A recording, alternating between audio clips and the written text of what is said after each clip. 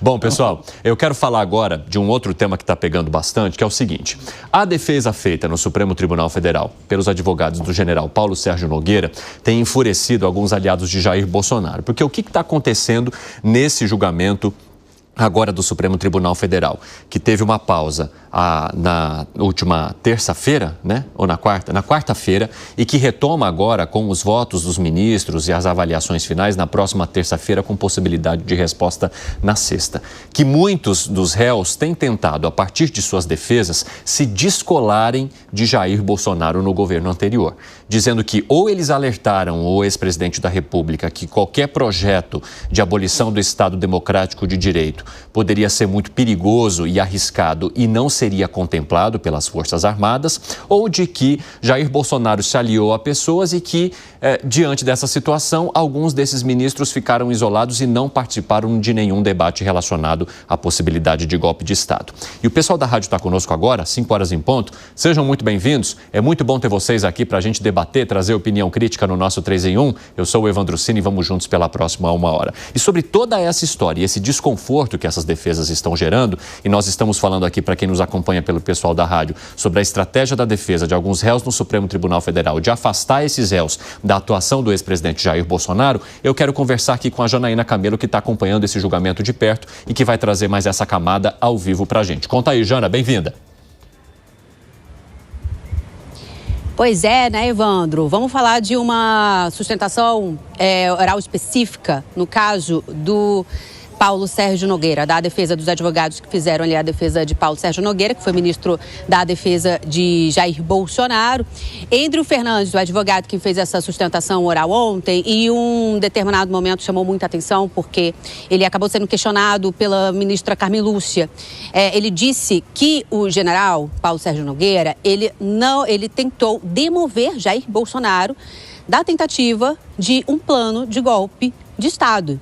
Ele disse isso depois que ele foi questionado pela ministra Carmen Lúcia, porque durante ali a sustentação oral dele, ele falou várias vezes a palavra demover, né, que o general tentava demover e tal. Então, em determinado momento, a ministra, então, pediu a palavra e perguntou. O senhor falou já 5 vezes a palavra demover, que o general tentou demover Jair Bolsonaro. Demover do quê? Ela pergunta exatamente assim, e aí ele diz, especificamente, demover de um plano de golpe de Estado. E isso acabou gerando ali um certo desconforto ali entre os próprios advogados dos outros réus e especialmente do próprio advogado, dos advogados da equipe de defesa de Jair Bolsonaro.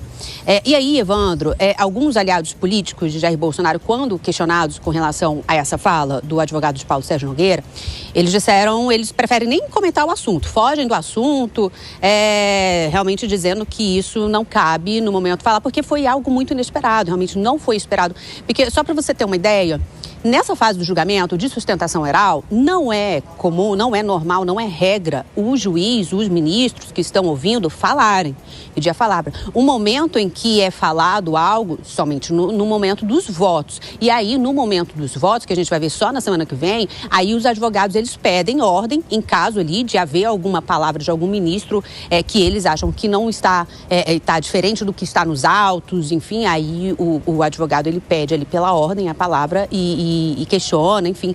Esse é o único momento de interação, né, entre juiz, entre ministro e advogado e defesa em um julgamento. E não no momento de sustentação oral, não é normal que um juiz, um ministro, faça uma pergunta, tanto que os advogados, eu conversei com alguns advogados de outros réus e eles disseram exatamente isso, que ele foi pego, o advogado de Paulo Sérgio Nogueira, Andrew Fernandes, foi pego de surpresa pelo questionamento da ministra Carmen Lúcia.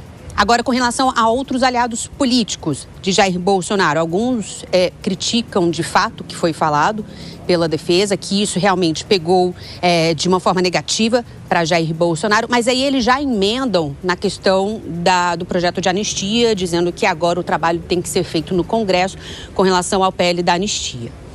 Agora, os advogados dos outros réus, eles dizem que essa palavra da defesa de Paulo Sérgio Nogueira, dizendo que o general tentou demover Jair Bolsonaro de um plano de golpe, isso caiu negativamente apenas individualizadamente para Jair Bolsonaro, que não pegou negativamente ali para os demais réus. Foi o que alguns dos advogados me disseram, e disseram isso, que ele de fato foi pego de surpresa, porque não é comum que isso aconteça durante essa fase do julgamento numa sustentação oral. Lembrando que Paulo Sérgio Nogueira, ele é um dos 8 réus, né, do núcleo crucial, porque o que está sendo julgado agora no momento são 8 réus do núcleo crucial, que teria ali idealizado e coordenado uma tentativa de golpe de Estado. Todas as sustentações foram feitas ontem, foram finalizadas. Na semana que vem, Evandro, na terça-feira, a gente tem a retomada desse julgamento. Tem mais 3 sessões, né, na semana que vem, 3 dias, na verdade, de julgamento na semana que vem. Na terça-feira é retomado com os votos dos ministros, mas ainda resta saber, Evandro, se os ministros, antes de votar o mérito, ou seja, se absolve ou condena os réus, se eles vão votar as preliminares, como aconteceu no julgamento das denúncias, né, da aceitação da denúncia por parte da PGR. Os ministros, eles votaram as preliminares, que são as contestações que são feitas pela defesa, como não ter tido acesso integral às provas, a questão da delação de Mauro Cid, enfim. Então, resta saber se os ministros vão fazer primeiro a votação das preliminares e depois apresentar os seus votos, ou se cada ministro, no seu voto, já vai dar o seu posicionamento com relação às preliminares. Mas com relação, então, às sustentações orais que foram feitas ontem e anteontem, um dos destaques foi esse com relação a Paulo Sérgio Nogueira, dizendo a defesa dele que o general tentou demover Jair Bolsonaro de um plano de golpe de Estado. Muito obrigado, Janaína Camelo. Um abraço para você. Eu quero também já conversar com o Bruno Pinheiro, porque a gente vai amarrar tudo isso no tema relacionado ao julgamento do ex-presidente Jair Bolsonaro e de seus aliados, que agora talvez se tornem ex-aliados, porque o Bruno Pinheiro conversou com os deputados Orlando Silva e José Medeiros e vai trazer os detalhes agora para a gente. Fala aí, meu amigo, bem-vindo. Ótima tarde a você, Evandro, aos nossos analistas aí em São Paulo. O Zé Maria, que estava me explicando um pouco mais sobre São Jorge aqui no estúdio, mas depois te conto, Evandro. Sobre, então, o deputado José Medeiros e Orlando Silva, a gente conversou ontem para tentar entender qual é o entendimento, análise, tanto de aliados do governo e da oposição sobre essas alegações em relação ao julgamento do ex-presidente. O deputado Orlando Silva me disse que em todo o acordo firmado com o ex-ajudante de ordens, o tenente-coronel Mauro Cid, ficou claro que houve sim uma tentativa de golpe. Vamos ver. É impressionante a consistência da peça apresentada pelo Procurador-Geral da República. Fartamente demonstrado a tentativa de golpe. A denúncia do Mauro Cid, a delação do Mauro Cid foi sendo comprovada ao longo do processo e, claro, todo mundo assistiu o que foi o 8 de janeiro. Portanto, eu acredito que depois da denúncia feita, depois de todo o processo de apuração e de comprovação, a minha expectativa é que nos próximos dias Jair Bolsonaro e todos os seus cúmplices sejam condenados, porque é isso que requer um processo denso, comprovado da formação de organização criminosa que tentou dar um golpe de Estado. Agora, Evandro, de um outro lado, aliado do governo, o deputado José Medeiros, disse que isso tudo é um roteiro de filme. Vamos ver. Houve uma farta construção de uma narrativa que dá inveja a qualquer bom escritor. 850 páginas recheadas de possivelmente. Na verdade, o deputado Orlando Silva, que é experiente e experimentado em política, sabe muito bem que esse golpe é impossível. Se o golpe era impossível, se o crime é impossível, imagina a tentativa. O que acontece? O cenário que nós temos é de um golpe, sim, eleitoral para 2026, que querem tirar Jair Bolsonaro da parada. Evandro, agora rapidamente, hoje completa um mês que o ex-presidente está em domiciliar. Isso foi aplicado no último dia 4 de agosto, completando um mês nesta quinta-feira. E hoje, um pouco mais cedo, a equipe do ex-presidente divulgou ali em aplicativos de mensagens e também nas redes sociais que o ex-presidente vai começar a receber as mensagens escritas nas cartas. Ou seja, divulgou o endereço de cartas para começar a receber nos próximos dias, e o endereço fiscal será na sede da presidência da Legenda, onde fica lá a ex-primeira-dama e também Valdemar da Costa Neto. Então, o ex-presidente, sem usar as redes sociais, vai começar a receber recados, várias cartas dos seus apoiadores. Evandro. Vai chover carta, hein? Obrigado pelas informações, viu, Bruno? Um abraço para você. Eu quero chamar também um pouquinho da opinião da nossa audiência sobre essa situação envolvendo a anistia e o julgamento no Supremo Tribunal Federal. O Diego Marcelo comentou: conspiração pode até ser. É crime conspirar? Essa é a visão dele de que, ou seja, não haveria necessidade de condenações graves por conta da conspiração. Vamos ver um próximo comentário aqui para a gente entender? E a Ressabino que diz: anistia significa dar liberdade a quem cometeu crime. Discordando, então, da discussão que acontece agora com um forte apelo da oposição para uma anistia ampla e irrestrita. E eu quero mandar um abraço também para o Maurício de Lima, aqui da capital de São Paulo, que nos acompanha agora no 3 em 1. Um abraço para você, Maurício, e a todos que estão conosco em todas as capitais do país, aqui no Brasil. O Alangani, vamos falar sobre essas estratégias da defesa dos réus que estão ao lado de Jair Bolsonaro no Supremo Tribunal Federal e que agora tentam descolar a atuação de seus clientes do ex-presidente da República. Quando eu estava ouvindo as defesas, eu pensei: até tu, Heleno, até tu, Paulo Sérgio Nogueira de Oliveira.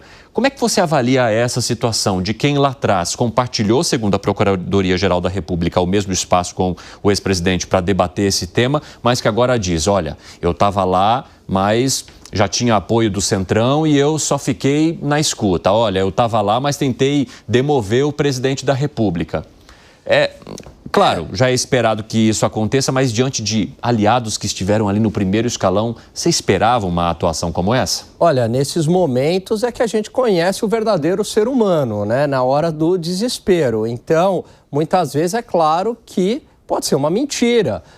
Nessas horas, não tenho nada a ver com isso. Me parece, pelos depoimentos, que a versão que o Jair Bolsonaro trouxe do que aconteceu é absolutamente verdadeira. Veja, em nenhum momento o Jair Bolsonaro, tampouco o seu advogado, negaram a cogitação. Eles falaram abertamente: olha, nós cogitamos, sim, utilizar alguns dispositivos constitucionais, 136, 137, Estado de Defesa, Estado de Sítio. A gente já pediu uma autorização do Congresso para inviabilizar as eleições e aí eles convocaram, reuniram com as Forças Armadas.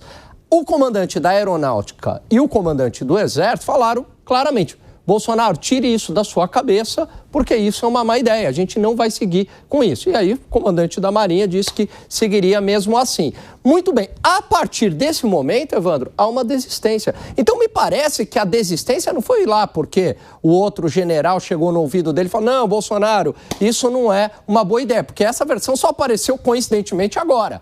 Me parece que a desistência decorreu principalmente da inviabilidade, de se efetivar o tal golpe, pelo que disse o comandante do Exército e o comandante da Aeronáutica. E a partir dali houve a desistência. Havendo essa desistência, Piperno, ficaram apenas nos atos preparatórios, na cogitação, sem violência e sem grave ameaça aqui no sentido de comunicar, fazer o mal a alguém que não ouve. Agora, Zé Maria Trindade, a informação aí de que os aliados de Jair Bolsonaro estariam um pouco incomodados com essa estratégia das defesas que, de certa forma, está rifando Jair Bolsonaro. Está falando, já que o negócio está ardendo e a gente sabe que há grande possibilidade de uma condenação aqui no Supremo Tribunal Federal, que ele receba a maior condenação e que a gente consiga aliviar de alguma forma a maneira como nós fomos colocados ali naquele relatório da Procuradoria-Geral da República. Está acontecendo isso mesmo no bastidor, Zé? Houve um incômodo muito grande e surpresa, inclusive, entre os ministros do Supremo Tribunal Federal. Eu soube, numa avaliação até de técnico do Supremo, de que isso colocou uma pulga na orelha com a possibilidade de absolver o ex-ministro da Defesa, Paulo Sérgio. Eu concordo 100% com o Alan. Foi isso mesmo, Alan. Desde o início, acho que nós falamos exatamente isso. Não dá para negar que houve essa organização, essa avaliação. Muitos dizem que o ponto alto disso nem foi na reunião, foi lá 7 de setembro, naquele discurso aqui para uma multidão na esplanada dos ministérios e depois em São Paulo. Muita gente disse que ali seria o ápice, seria o momento. Passou ali, acabou, a coisa esfriou. Os advogados, eles são pragmáticos. O objetivo é liberar o cliente. Então eles elogiaram, acharam os ministros muito lindos, bonitos, cheirosos e tal, e dizendo assim, olha, aconteceu isso aí, mas o meu cliente não era parte ativa e não participou, né? Essa foi a linha geral e até o advogado do ex-presidente Jair Bolsonaro admitiu, porque é a estratégia da defesa. A defesa tem que admitir o que já está nos autos, que não dá para dizer não, né? Não é assim? A defesa é assim, já está nos autos, já tem provas, você tem que admitir aquilo, mas dá uma roupagem que não é tão importante, né? De que não participou, mas que aquilo aconteceu porque tem provas. Então há provas das reuniões, há gravações, testemunhas e tal, de que houve esse planejamento. E houve o planejamento, não houve a tentativa, não houve nada violento, ninguém pegou em armas, ninguém chamou o exército para ir para as ruas ou a aeronáutica, não houve.